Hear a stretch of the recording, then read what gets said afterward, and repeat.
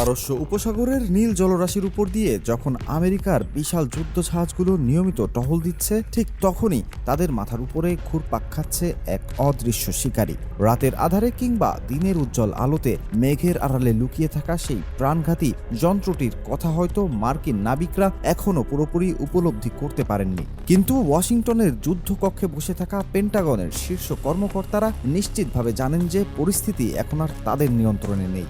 গোয়েন্দা সংস্থাগুলোর গোপন প্রতিবেদন থেকে যে তথ্য উঠে এসেছে তা যথেষ্ট উদ্বেগজনক এবং হয়তো ভয়ঙ্করও বটে। বিশ্ব মিডিয়ার নজর এখন মধ্যপ্রাচ্যের উপর নিবদ্ধ। যুদ্ধের গন্ধ ভেসে আসছে চারিদিক থেকে, আর ঠিক এই মুহূর্তেই ইরান এমন একটি পদক্ষেপ নিয়েছে যা পুরো সমীকরণটাকেই পাল্টে দিতে পারে। গত কয়েক সপ্তাহে একাধিক সূত্র থেকে খবর পাওয়া গেছে যে রাশিয়ার বেশ কিছু কার্গো বিমান অত্যন্ত গোপনীয়তার সাথে ইরানের বিভিন্ন বিমান ঘাঁটিতে অবতরণ করেছে। রাতের আধারে নামানো হয়েছে বিশাল সব বাক্স, যার ভেতরে কি আছে প্রথম দিকে কেউ নিশ্চিতভাবে জানত না, কিন্তু এখন ধীরে ধীরে সেই রহস্যের আবরণ সরে যাচ্ছে। আন্তর্জাতিক সামরিক বিশ্লেষক এবং স্যাটেলাইট ছবির মাধ্যমে যা বেরিয়ে এসেছে তা শুনলে যে কারোর গা শিউরে উঠবে।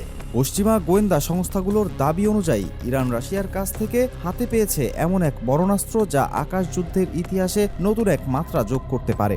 সেই কার্গো বিমানগুলোর পেটে ছিল রাশিয়ার সবচেয়ে শক্তিশালী কৌশলগত বোমারু বিমানের অংশবিশেষ কিংবা সম্পূর্ণ বিমান, যে বিমানকে রুশরা ডাকে হোয়াইট সোয়ান বা সাদা রাজহাঁস নামে, আর বিশ্ববাসী যাকে চেনে টুপোলেভ 160 ব্ল্যাক জ্যাক নামে।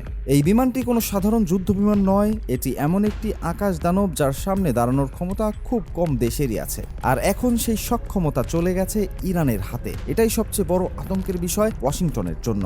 মার্কিন যুক্তরাষ্ট্র এতদিন ধরে বিশ্বাস করে এসেছে যে তাদের নৌবহর অপরাজেয়। এয়ারক্রাফট ক্যারিয়ারগুলোকে তারা ভাসমান দুর্গ মনে করত। সমুদ্র পথে আমেরিকার শক্তিকে চ্যালেঞ্জ করার মতো সাহস খুব কম দেশেরই আছে বলে মনে করা হতো, কিন্তু এখন পরিস্থিতি সম্পূর্ণ উল্টে গেছে।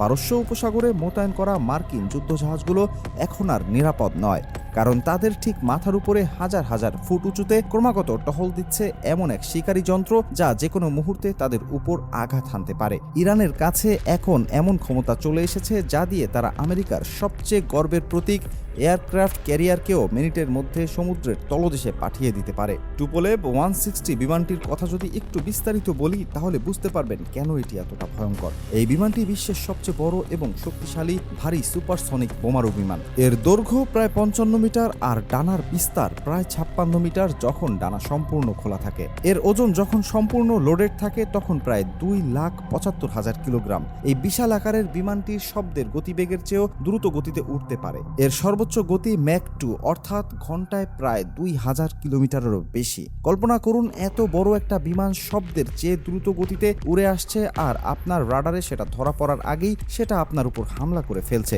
এটাই বাস্তব ভয় এখন আমেরিকার। এই বোমারু বিমানের সবচেয়ে ভয়ঙ্কর দিক হলো এর অস্ত্র বহন ক্ষমতা। এটি একসাথে প্রায় 40 টন পর্যন্ত অস্ত্র বহন করতে পারে। এর পেটে থাকা অস্ত্র ভাণ্ডারে রয়েছে বিভিন্ন ধরনের ক্রুজ মিসাইল, বোমা এবং অন্যান্য মরণাস্ত্র, বিশেষ করে খ-101 এবং খ-102 ক্রুজ মিসাইল, যার পাল্লা প্রায় 5000 কিলোমিটার পর্যন্ত।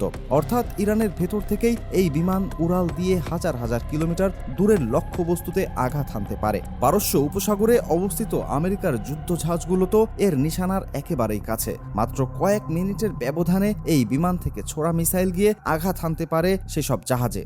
গোয়েন্দা সূত্রগুলো জানাচ্ছে যে ইরান শুধু বিমানটাই পায়নি, তারা পেয়েছে সেই বিমানের সাথে ব্যবহারযোগ্য অত্যাধুনিক সব মিসাইলও। এর মধ্যে রয়েছে খ-32 অ্যান্টিশিপ মিসাইল, যা বিশেষভাবে ডিজাইন করা হয়েছে যুদ্ধ জাহাজ ধ্বংস করার জন্য।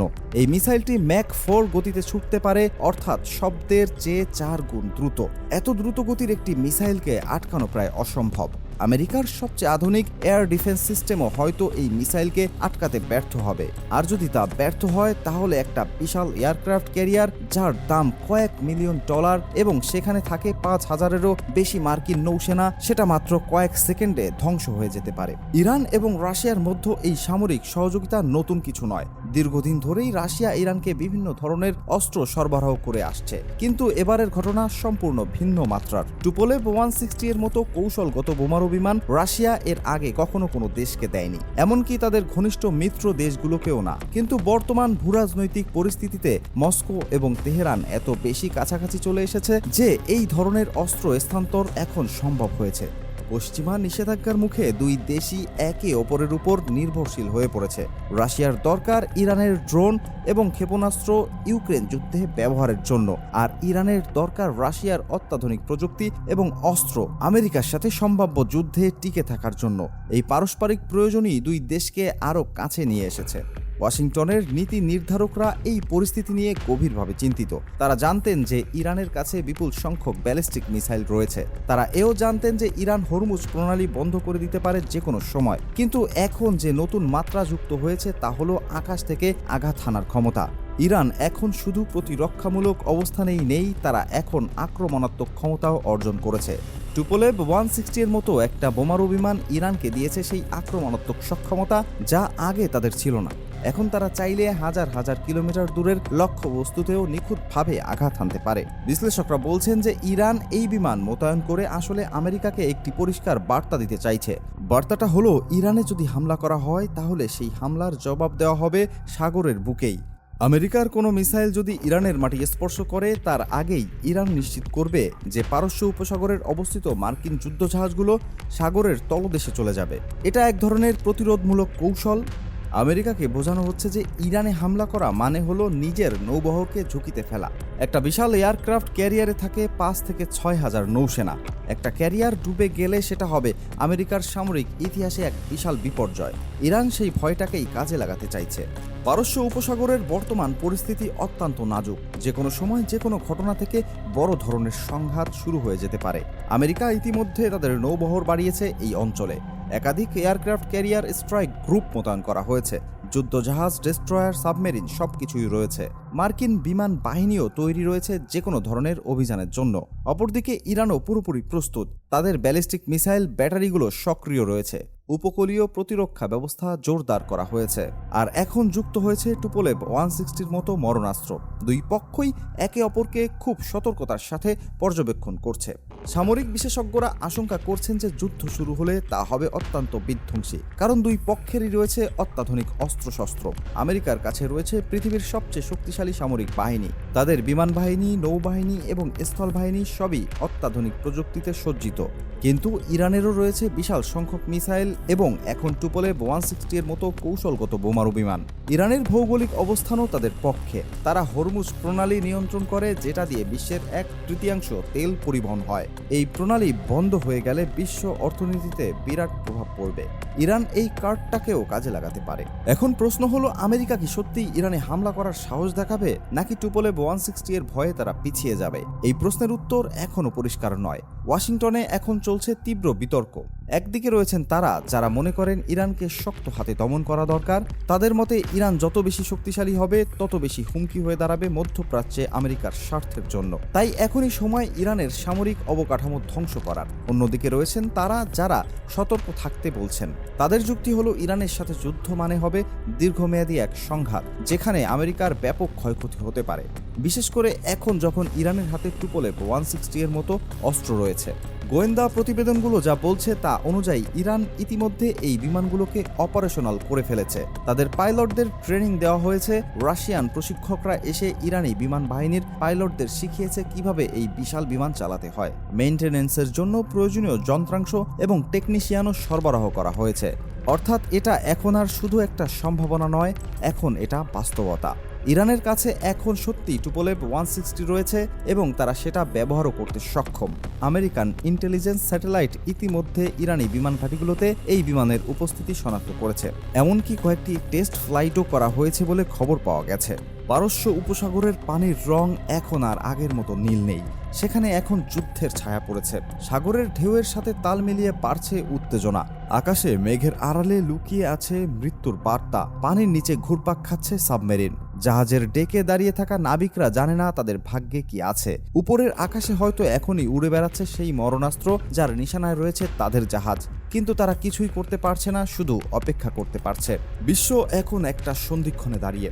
একটা ভুল সিদ্ধান্ত, একটা ভুল পদক্ষেপই যথেষ্ট পুরো অঞ্চলকে আগুনে পরিণত করার জন্য। আর সেই আগুন থেকে রক্ষা পাওয়া কঠিন হবে সবার জন্য। ইরান জানে তারা সামরিক শক্তিতে আমেরিকার সমকক্ষ নয়, কিন্তু তারা এটাও জানে যে তাদের কাছে এমন কিছু কার্ড আছে যা খেললে আমেরিকাও ব্যাপক ক্ষতির সম্মুখীন হবে। টুপোলেভ 160 হলো সেই কার্ডগুলোর মধ্যে সবচেয়ে শক্তিশালী একটি। এই বিমানের মাধ্যমে ইরান আমেরিকাকে দেখাতে চাইছে যে তারা যুদ্ধের জন্য প্রস্তুত এবং প্রয়োজনে তারা ব্যাপক ক্ষয়ক্ষতি করতেও সক্ষম। রাত নামছে পারস্য উপসাগরে, অন্ধকার ঘনিয়ে আসছে, কিন্তু এই অন্ধকার শুধু রাতের নয়, এটা যুদ্ধের অন্ধকারও হতে পারে। সাগরের উপর ভাসমান মার্কিন যুদ্ধজাহাজগুলোতে আলো জ্বলছে, নাবিকরা তাদের নিয়মিত কাজ করে যাচ্ছে, কিন্তু তাদের মনের গভীরে হয়তো একটা ভয় কাজ করছে, কারণ তারা জানে তাদের মাথার উপরে এখন এমন এক শিকারী ঘুরছে যার হাত থেকে বাঁচার কোনো উপায় নেই। পেন্টাগনের জেনারেলরা চিন্তিত, সিআইএ এবং এনএসএ ক্রমাগত ইরানের গতিবিধি পর্যবেক্ষণ করছে। হোয়াইট হাউসে চলছে একের পর এক জরুরি বৈঠক, কিন্তু কোনো সমাধান বের হচ্ছে না, কারণ পরিস্থিতি এখন আর আমেরিকার একক নিয়ন্ত্রণে নেই। ইরান এখন এমন এক অবস্থানে পৌঁছে গেছে যে সেখানে তারা আমেরিকাকে চ্যালেঞ্জ জানাতে পারে, আর সেই চ্যালেঞ্জের সবচেয়ে বড় হাতিয়ার হলো টুপোলেভ 160 ব্ল্যাকজ্যাক। এই গল্পের শেষ কোথায় তা এখনো কেউ জানে না। হয়তো কূটনৈতিক সমাধান হবে এবং যুদ্ধ এড়ানো যাবে, কিংবা হয়তো একদিন হঠাৎ করেই শুরু হয়ে যাবে প্রচণ্ড বিস্ফোরণ এবং সাগরের পানি লাল হয়ে যাবে রক্তে। কোনটা হবে তা সময়ই বলে দেবে। কিন্তু একটা বিষয় নিশ্চিত, মধ্যপ্রাচ্যের শক্তি সমীকরণ এখন পাল্টে গেছে। ইরান আর আগের মতো দুর্বল নেই, তাদের হাতে এখন এমন এক অস্ত্র এসেছে যা দিয়ে তারা আমেরিকার মতো পরাশক্তিকেও ঠেকাতে পারে। টুপোলেভ 160 হয়ে উঠেছে এর প্রতীক, শক্তির প্রতীক, প্রতিরোধের প্রতীক। আর এই প্রতীক এখন উড়ছে পারস্য উপসাগরের আকাশে মৃত্যুর ছায়া হয়ে।